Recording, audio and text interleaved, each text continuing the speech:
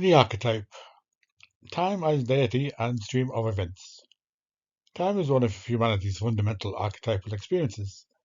It has thus far defied any attempt at pure rational explanation. Originally, it was experienced as a deity, or manifestation of the highest deity, as a life-giving stream emanating from it.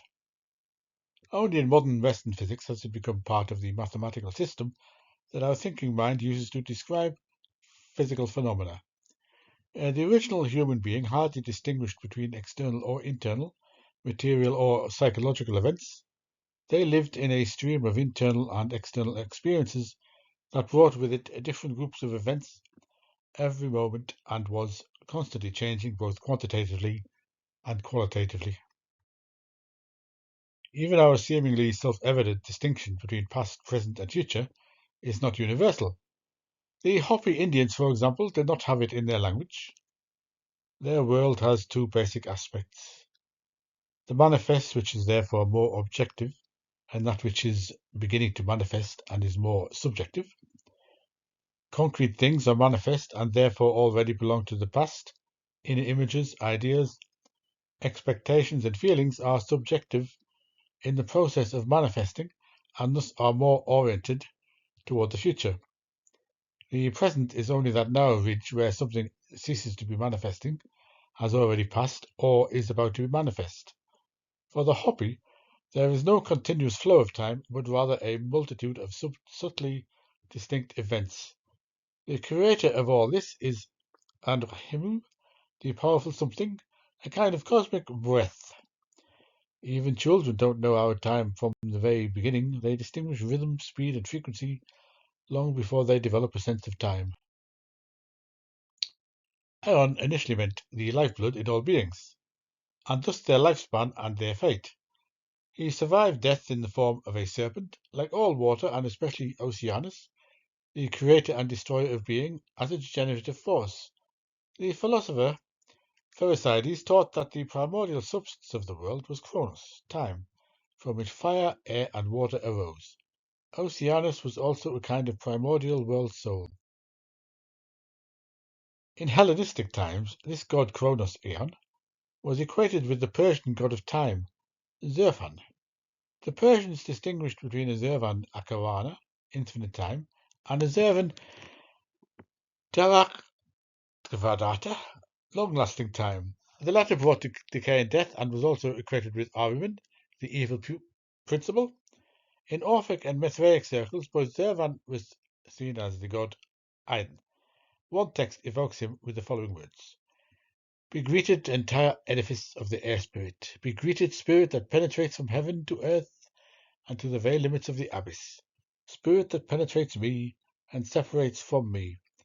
Service of the sunbeam, radiance of the world, vast, incomprehensible, circular form of the world, heavenly spirit, ethereal, earth-formed, fire-formed, wind-formed, light-formed, dark-formed, shining like a star, spirit, god of the aeons, ruler of the universe." The ancient Egyptians symbolized endless time not only through the sun god, but also through a special god, He, who wore the Ankh, the symbol of life on his right arm. As in Greece, the snake was also associated with time in Egypt, embodying life and health. Every person was protected by a lifetime snake, a demon of time and survival after death. The same archetypal symbolization of time as a deity and as an endless stream of life and death is found in India. In the Bhagavad Gita, 3rd or 4th century BCE, the god Krishna reveals himself to the hero Arjuna in his terrifying true form. There Arjuna sees all the gods united in him. With many arms, bellies, faces, eyes, I see you, all endlessly formed. In a great stream, people rush in haste into his flaming maw of fire, where they disappear. Then Vishnu speaks. I am time which destroys all the world, appeared to take away humankind. Not only Vishnu, but all Shiva represents time. In his dance he embodies the eternal energy, the powers of the unfolding, preservation, and dissolution of the world. Shiva is also called Mahakala, great time, or Kala Ruda, all-consuming time. His Shakti, or active side, appears in its destructive form as the fearsome goddess Kali. Kali represents time as Kali was interpreted in the late period as the feminine form of Kala, which signifies the blackish-blue colour, death and time. Especially those who mislead the uninitiated into believing in their own independent conscious being and the reality of the external world. In reality, however, the transient world is an illusion. Truly, for the enlightened one, it, the sun, never rises or sets. For him it is one day forever. This eternal day is God himself. A North American Delaware Indian similarly describes his vision of God. He saw a tall man clothed with the day, indeed with the brightest day he had ever seen, a day of many years, indeed of everlasting duration. This whole world was spread out upon him, so that earth and all things upon it could be seen on him.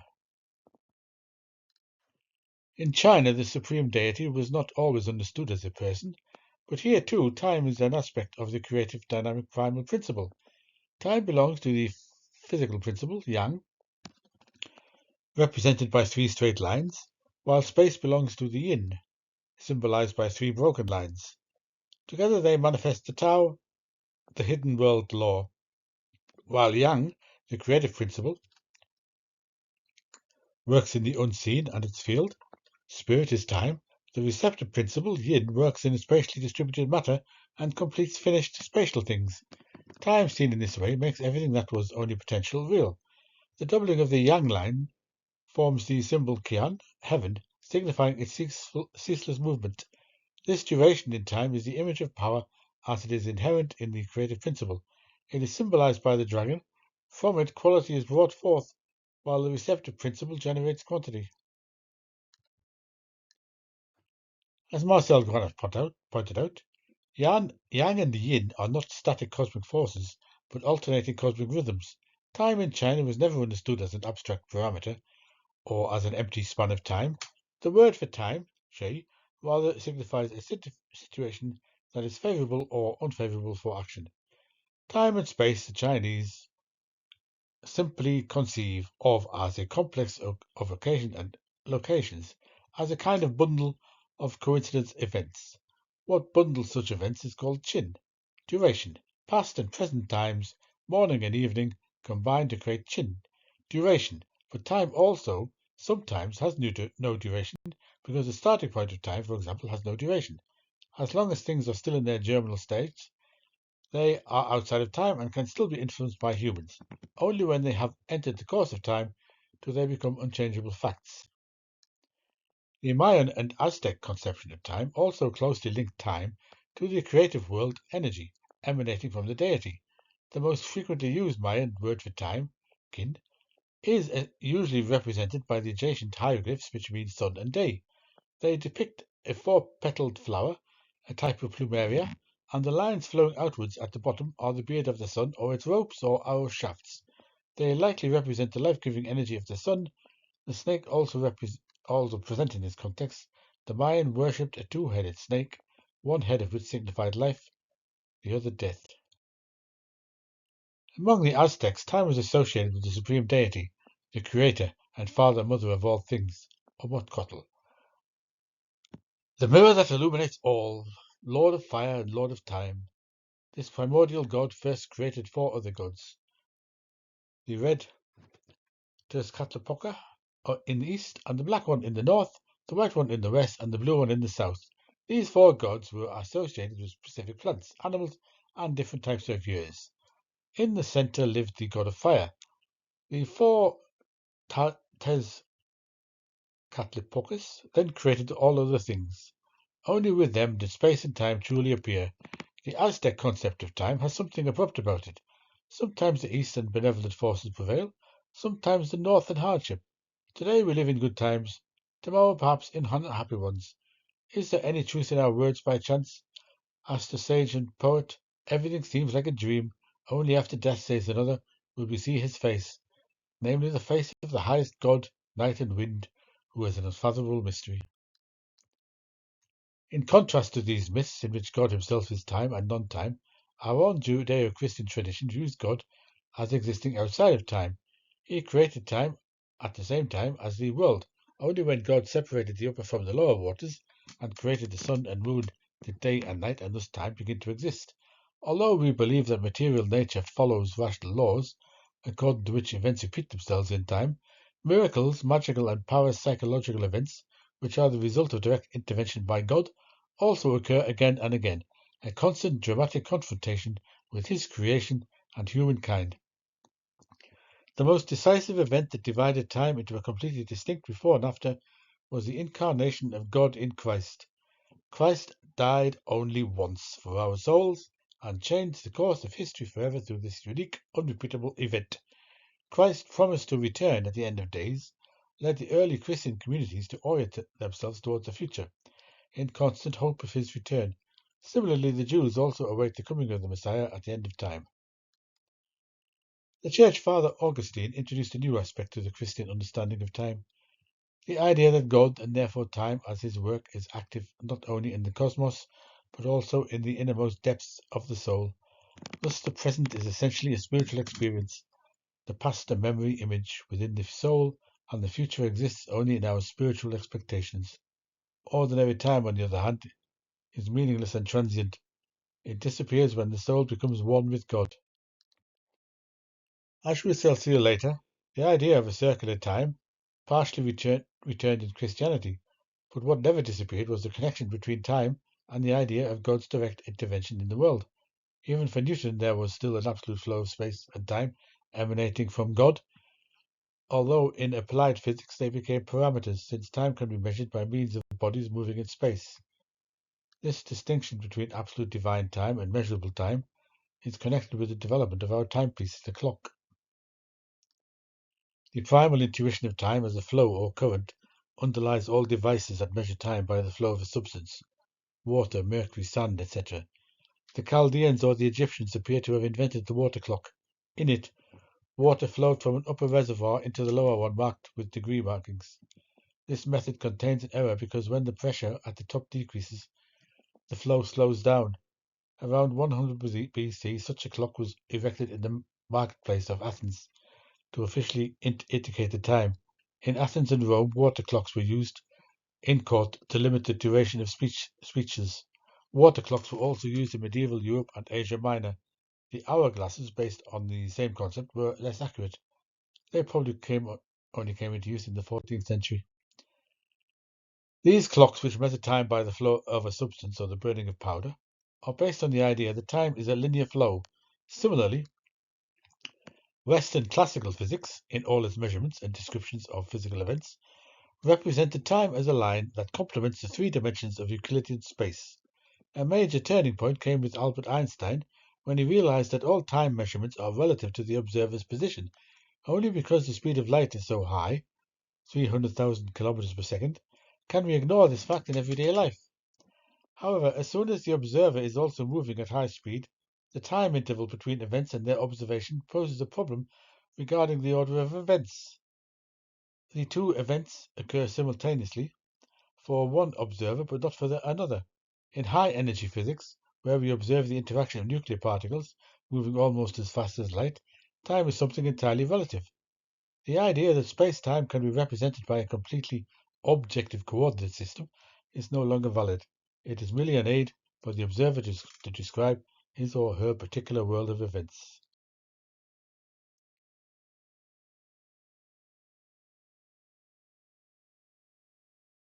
Einstein further recognized that the requirement that natural laws must be expressed in such a way that they have the same form in all coordinate systems, frames of references, that is, for every observer regardless of their position and motion, can only be fulfilled in the description of electromagnetic phenomena by introducing relativistic spacetime coordinates.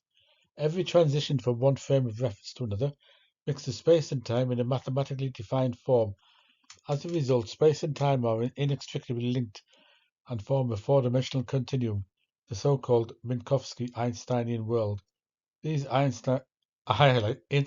insights of Einstein are, as it were, a return on a higher level and with a mathematical precision to the ancient primal intuition as it exists.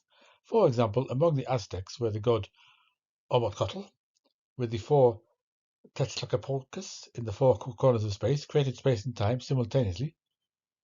Fritjof Capra quotes the Avatamsaka Sutra of Mahayana Buddhism, which states that in the state of enlightenment we lose all distinction between subject and object, body and mind, and realize that every object is related to every other object spatially and temporally. As a fact of pure experience, there is no space without time, no time without space. They interpenetrate each other. In his special theory of relativity, Einstein went a step further, a step that, strangely enough, revives the primitive primal intuition of time as a stream of inner and outer events, but now in exact mathematical form. It consists of incorporating gravity into the space-time system by curving it. This occurs through the gravitational fields of masses, which in a curved space-time affects not only the geometry of space, but also the time intervals. Time does not flow at a uniform speed as in a planar spacetime, and because the curvature changes from place to place according to the distribution of masses, the speed of the flow of time also changes.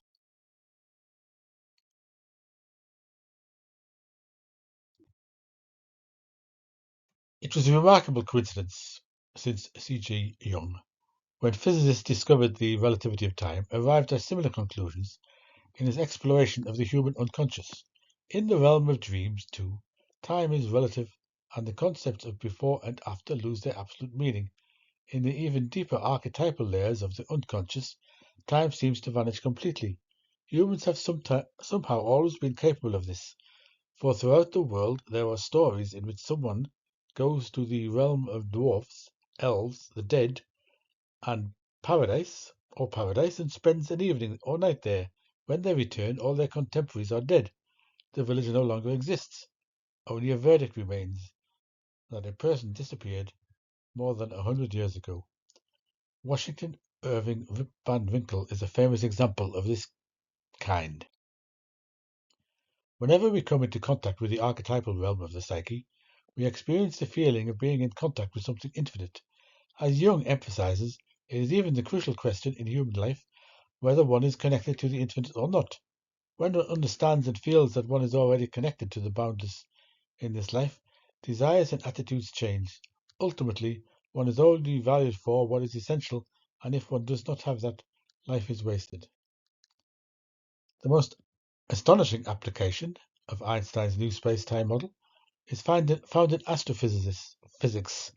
Because astronomers and astrophysicists deal with extremely large distances, so much so that even light takes a long time to travel from the observed object to the observer, the astronomer does not see their object in its present state, but in a past one. With our telescopes, we see Milky Way systems that actually exist millions of years earlier.